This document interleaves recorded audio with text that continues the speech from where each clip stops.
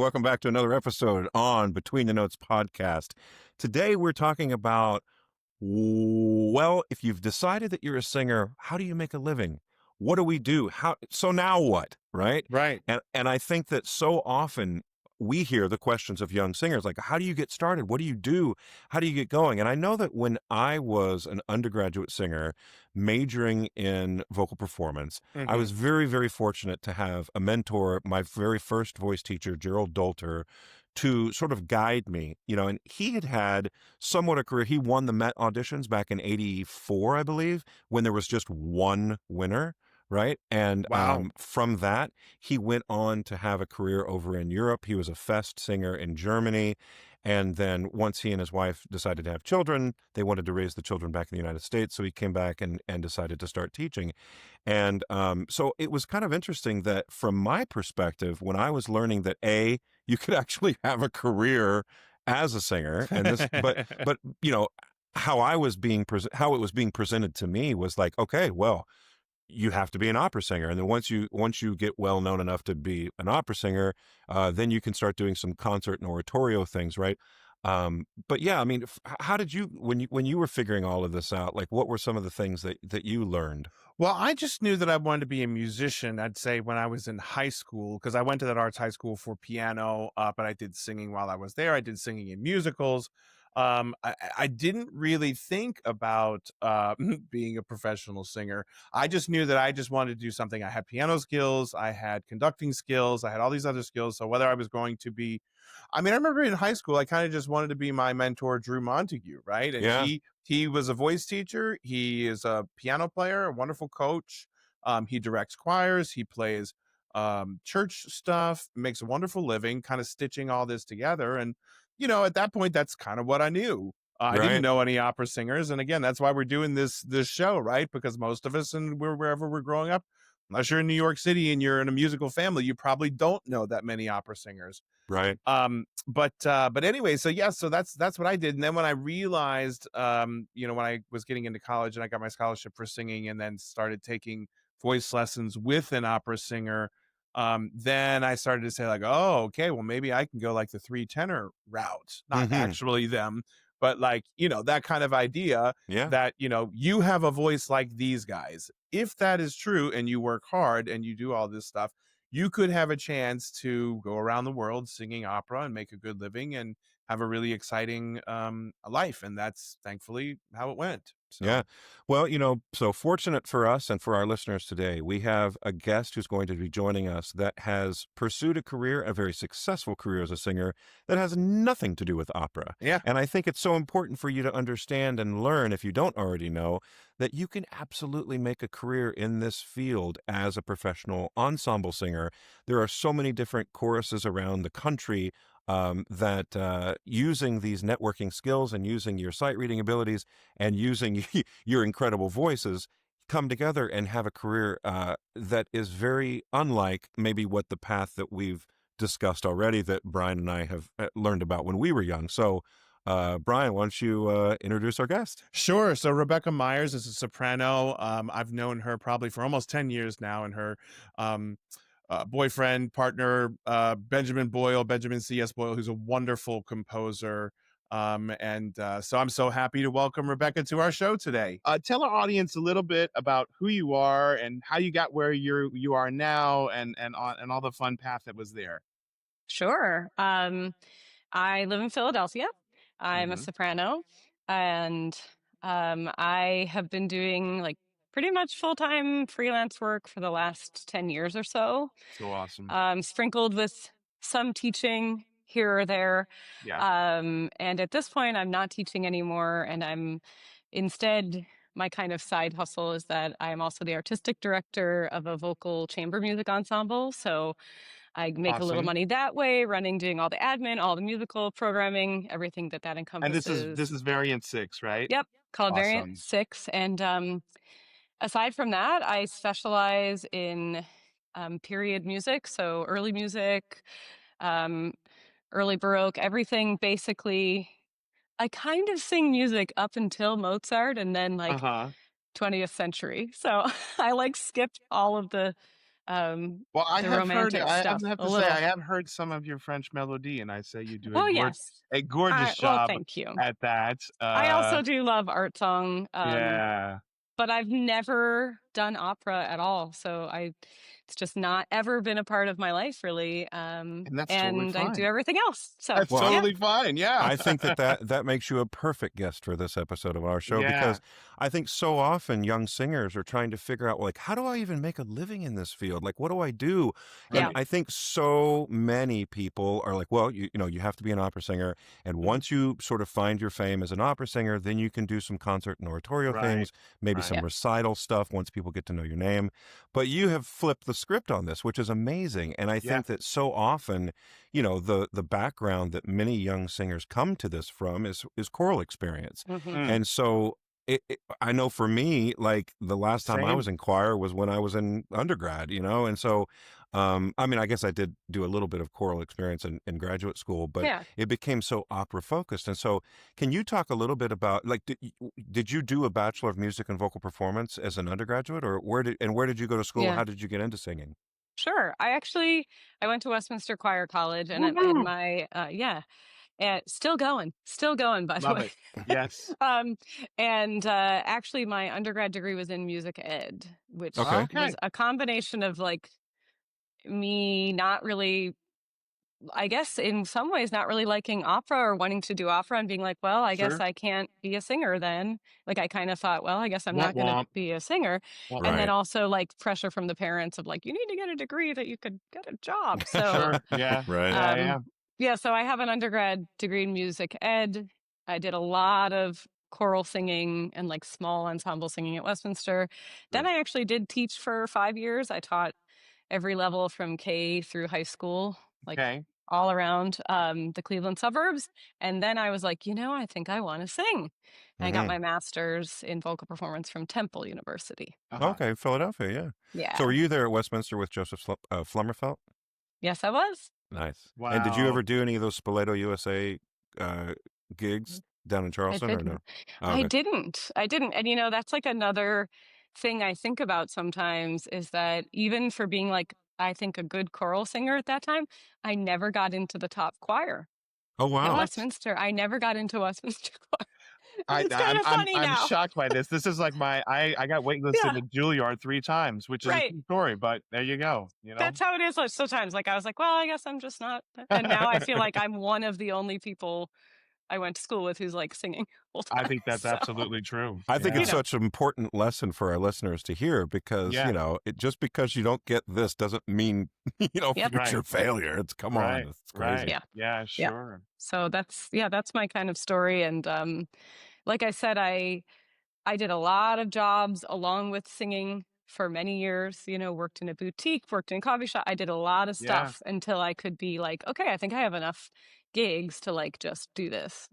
So And took many, many years. I think that's the way though, you know what I mean? Like I feel like, letting one's voice kind of mature rather than trying to like, jam it into the yap Mm-hmm. pipeline or be like, okay, I'm Yep. 23 years old. Now I got to start doing this. Yep. We talk a lot about these adjacent or correlating careers that can help a singer stay in the game longer because you Mm-hmm. do have a way to pay your bills while you're still letting your voice develop, learning your repertoire, learning your languages, whatever it is. And it's just great to have you as an example, as somebody who's just killing it and forged your own path. I think it's so awesome. Thank you. Yeah, Yeah, no, for sure.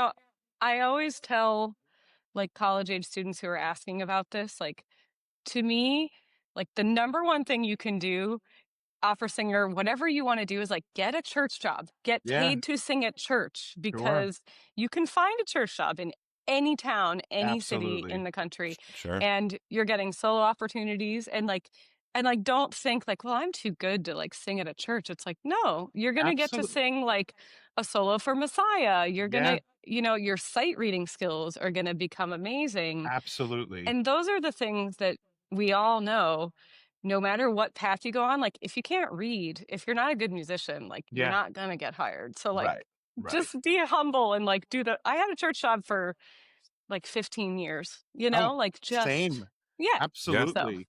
And I mean, quite frankly, I did while I was in high school and college, and it was a great job to have. yeah. I was lucky because I could play, and so I didn't have to like wake up at 5:30 or 6 in the morning to get my voice up Yeah. to the tenor range. I could just kind of sit there and be like, "Bling, yeah, here's the Yep. hymns. It's totally fine." But I mean, I started as an organist, and then I became a music director. And each time you do and you learn more about that, you're making more money. Yep. And yeah, you give up your Sunday morning or and maybe Wednesday or Thursday night, but usually You're the money's meeting people, you're yeah, meeting other people who do this. yeah, Sometimes there's singers who are like retired professional sure, singers. Like it's just sure. and you don't have to be a religious person. Like No, no, it's totally. just a job, you Yeah, know? Networking is a real thing. yeah, and Yeah. there are definitely less fun jobs to have than that. Yeah. So there you go. Yeah. I love that. I love that. So Westminster and then Temple. And then it's so funny how our lives have kind of like weaved together because you did a lot of work with my good buddy from high school, Patrick Dupre Quigley now, Yes. with Seraphic Fire and some other professional choirs around the country. Tell us a little bit about how that kind of transpired and how much fun you've had doing that. And I know recently you've kind of gone more now into solo stuff. I want to hear that whole journey. Sure. I mean, yeah, I guess after grad school I was kind of searching for like I was just working like a day job and I was like, how am I going to sing? I had a church Yeah, job. right. And I actually, the first thing that kind of was my breakthrough was I auditioned for Donald Nally for The Crossing, Hmm. Sure. totally out of the blue. Like Okay. he didn't know me from anyone. I went to a Crossing concert and I was like, this choir is amazing. Sure. And so I auditioned for that and he gave me a spot on the roster. Like not right away. I subbed a little bit, for like Yeah. the first year or two. And then I would say through the crossing, like it truly was just a networking. I met Sure. people who sang with Seraphic. I met like, Hmm. you know what I mean? I started Yeah. doing chorus with Opera Philly because people started to be like, oh, you're in the crossing. You must be a good singer. You must be able to say read. Like, you know what I mean? It was kind of Right. like that. So I really do credit Donald. And I think Sure. he knows this with like, I'm hey, sure. thanks for giving me a chance. Like, you Yeah. could have hired any other soprano who, so and then like I said, I started doing Santa Fe Desert Chorale. A lot of these I Hmm. don't do anymore. Sure. Seraphic is actually still a very big part of my life. Great. Love that. I do that 4 or 5 times a year Uh-huh. and really enjoy working with Patrick. Sure. So it just kind of snowballed, honestly. Like I don't think I auditioned for anything. Yeah. In fact, I don't think I've auditioned for anything in like years. It Yeah, just sure. kind of has come by recommendation. And it's another thing I tell young people is like, for whatever gig, like show up, know your music.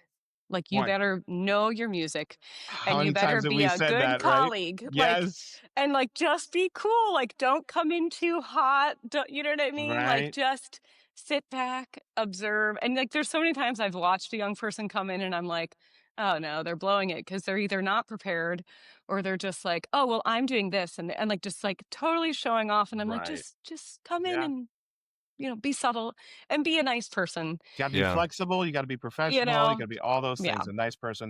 Yeah. Absolutely. But So I as we think, were trying to come up yeah. with the different organizations across the country, and please correct us if we've missed some, but we've mentioned Conspirare Hmm. down in Austin with Craig Hella Johnson.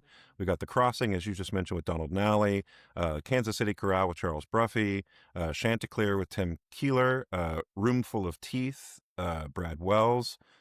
Seraphic Fire, of course, with Patrick Dupre Quigley. Santa Fe Desert Chorale. Who directs that one? That one is Josh Haberman, Josh Haberman. Okay. and they only do 2 things a year, like Christmas and the summer season, but it's Oh, great. okay. Right. Yeah, yeah. And are there any other ones that you can think of? There's a group called True Concord Oh, based okay. out of Tucson, Okay. Okay. Arizona. Yeah. Yeah. LA Master Chorale Oh, is a sure, sure. professional chorus that does a Right. lot of stuff. I'm less familiar with the West Coast. There's also all these groups though, like so like the thing about Seraphic that I really love is Mhm. that it's a professional choir, but also like every single person in that choir can step out and deliver a solo. Yeah. Like, do you know what Totally. I mean? It's not just that you're a good choral singer. I know that's what Patrick looks for when he hires people. Sure. So he doesn't just want someone who can blend and you know what I mean? Like we've done a 3 on a part Messiah where every single person stepped out and sang an aria and then sang the whole Messiah, right? Like, and you have to be able to do Yeah. both. And so there's a lot of groups like that in the country that are Baroque ensembles. In San Diego's, there's Bach Collegium San Diego, and they don't just do Bach. They'll do Purcell. They do all early stuff. Uh-huh. But Yeah. so you're in the choir, but then you're also delivering solos. And that's really I think, a unique skill, but there's tons Yeah. of early music groups like that in the country. For sure. Can I you don't want to gloss over, sorry, buddy. I don't want to Oh, go gloss ahead. over that. Weston and I have sung Messiahs. I have never sung the solos of Messiah and then stepped in and sung the tessitura of the The tenor choral parts. parts? Like My God, I can't my even imagine. I know, like, I just want to make sure everybody understands exactly what Rebecca very casually just said there. Yeah, To we sing, actually did it with yeah, with Variant 6. We did it. So we hired extra people. So we had uh-huh. 3 people on a part, 3 sopranos, 3 altos, and we did it with a small Baroque orchestra, and we all did like 1 or 2 arias and Oh man, the And you did the choruses. whole And Messiah. oh yeah. I I'm mean, so that's a sorry to have lot missed. of Yeah, singing. I'm That's sorry I missed I amazing. know. that. I would love to hear and see a concert like that. Patrick had us do that at Seraphic, and doubly evil, he made us do it at 440. So Oh Messiah wow. wow, normally is done at 415 with period instruments, and he was like, "We're right. going to do modern instruments in 440," and we were like, "Patrick, you're Whew. trying to kill us." Yeah, But right. we did it. We did it. So So what I was going to ask about, and I think a lot of people would be curious about, is like, how does the fee structure work in these professional choirs? I mean, if you're just a part of one, is that enough to make a living from? And how often do these yeah, concerts happen? And like you mentioned, there's a roster of singers, but how many from the full roster participate in any given concert? it really depends. I know with the crossing, he tends to ask the same people all the time because it's like a very niche thing. The crossing does Mhm. only new music. It's Right. very, very difficult music often. But then with Seraphic, I think the roster had like 50 people on it, and they make a point of not offering everything to everyone so that it's Hmm. always different faces, diverse crowd, you know. Sure. So I think in order to do that full time, like, it's not like opera where you go somewhere for like a month or 6 weeks. You know what I mean? Like, Hmm. it's like Yeah. usually a week. It's usually starts on a Monday, you have a concert, and Friday, Saturday, Sunday, then you fly home. So it really depends on the group, but a lot of these are just fly in, fly out. And, Right. like I said, I do about 4 Seraphic a year and then a few of other one. Like, it's just kind of, you do have to piecemeal your Yeah. life together quite a Sure. bit. Yeah, Can you give a general idea of like what a member of this ensemble of one of these that we're talking about, what would a week long gig pay, and how is sure. that? Do you get paid at the end? Do they provide your travel and housing, or how does that work? Yeah. I think all of them provide travel and housing, whether it's hotel or homestay situations. Hmm. And the pay structure really varies. I would say Mm, at a minimum, you're probably going to make $1,000 for a week, Uh-huh. and maximum maybe like 2,000, hmm. Yeah. but depending Yeah. on the amount of performances. So in general, for me, if something is like pretty easy music, pretty chill, and it's 1,000, I'm like, all right, that's fine. But a Yeah. Sure. lot of them are a little bit higher, and I think there's a lot of groups that are really striving to make artists pay better and better every year. That's Um, great. Yeah. so there's one more I want to mention, Sure. which is called Ensemble Altera. They're a new group. Look them up if you haven't. Okay. Done by Chris Lowry. He's like, actually, he does a ton of countertenor opera roles like all over Europe. He's like a Hmm. phenomenal countertenor, but he also loves choral music. So he started a professional choir in Providence, Rhode Island, and Oh they're wow. Oh pretty wow. spectacular. I've sung with them a bunch, and he's doing something really amazing. So That's awesome. We'll definitely That's check it yeah, great. out. Yeah. yeah, yeah. So tell us more about Variant 6. I know you've only been in this artistic director role for the past what, 1, 2 years? This is my 3rd Oh, year your third as year. Third Okay. yep, year. full time. Yep. That's But yeah, awesome. the ensemble is about 10 years old. Started as just like a group of friends who was like, we were like, oh, let's sing some, some new Yeah. music. We started doing that together. And then things just changed with COVID, and Sure. a lot of people's lives changed. So it started off as 6 individuals, like it was Okay. always the 6 of us. And Mhm. now when I took over, I switched it to a model of basically a whoever I want to hire, Yeah, yeah, which yeah. just made things a lot easier for logistics and like not everyone is wants to do everything or so Right. so now I kind of hire whoever I want for the projects. We do about 3 projects a year. A lot of contemporary music, obscure one on a part music, and a lot of early music as well. So we're Wow. like a string quartet. We don't have a conductor. So it's just kind of I lead the rehearsals in a way, but it's very collaborative Sure. as like chamber music would be. Right. Yeah. So yeah, like this year we're doing a program that's all a cappella SSA music, so all Oh, trio opera voices. okay. We're doing the Buxtehude Membra Jesu Nostri, which is a very famous piece from the Baroque era, one on a part with a Baroque ensemble. And then in the spring we're doing a piece with Laura Ward. Oh, yay, So Oh Laura. yeah. yeah, so 4 singers and Laura, and we're doing Benjamin's first cantata in that Oh. concert and other music for piano and voices. So we're going to do like some Fauré and some Poulenc and some other stuff. So So this is Benjamin C.S. Boyle. If you don't know his music, whether it be choral or his art song or his cantatas, he is a wonderful composer, a dear, dear friend of mine, and I maybe even a more dear friend, I'm sure, than to you than to us. But he's just a wonderful guy and a wonderful composer, and I'm so glad to count you guys as my dear friends. And yeah, sad not to be on the East Coast. I know. I We I miss can't you. drive an hour down and be able to grab a pizza or, hang out I in the back. know. In the back, they have this wonderful back sculpture garden with their neighbor is a Yeah. wonderful it's not really a sculptor, right? What is it called? He He's a casts. sculptor. Okay, okay, He's there a you go. sculptor. Yep. His So, medium is bronze and they cast that and there's a beautiful yep. um It's a kind of kind of a weird, yeah. crazy lifestyle, but it's awesome. It's so awesome. But Well, Rebecca, I can't yeah. help to notice the candy over your left shoulder there. Is that a Oh, Grammy award? Oh yeah. it is a Grammy Award. Although I don't say that I am a Grammy winner. I've sung with a Grammy winning ensemble. I think there's a difference. You know Well, what I mean? I didn't get a statue, Right. but I have sung on several albums with The Crossing that have Grammys, and this one I got that because I was a soloist. I had a Oh, that's solo movement. phenomenal. So if you have a solo, like a substantial solo on an album, they give you one of these for free. I There you love it. go. Well earned. Yeah. Well earned. So Well, that's amazing. I'm so excited that we have this information because, like I said, I just feel like so many young singers are left with giant question marks yep. when it's like, well, okay, if you don't have a high school choir director or a college voice teacher who has pursued a variety of different Hmm. career variants, so to speak. Yeah. You only know what you're told, and so that's sort of our goal in this is to Yeah. provide as much information as we can for singers looking to find their career, find success in a variety of different ways.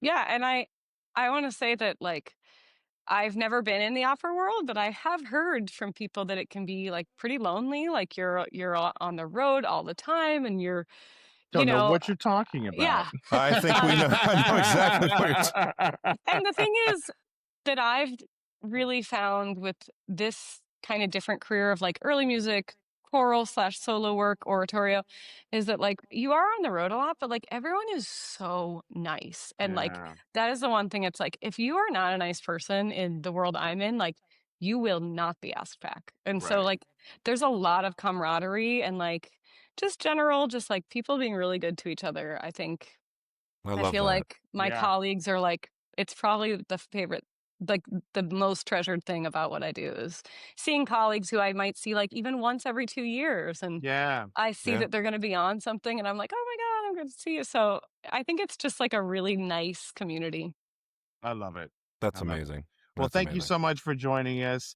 And send our love to everyone there in the Philly arts community. And Where can somebody hear you Absolutely. perform next? What do you have yeah, upcoming? Ooh. Well, today I'm not going to talk about the concert I'm in, but don't worry about it. Okay, all okay. right. Uh, no, Next. next week, next week, I'm performing with Lyric Fest, with Yay. Laura's Oh, group nice. in Yeah. Philly, What are you singing guys doing? some.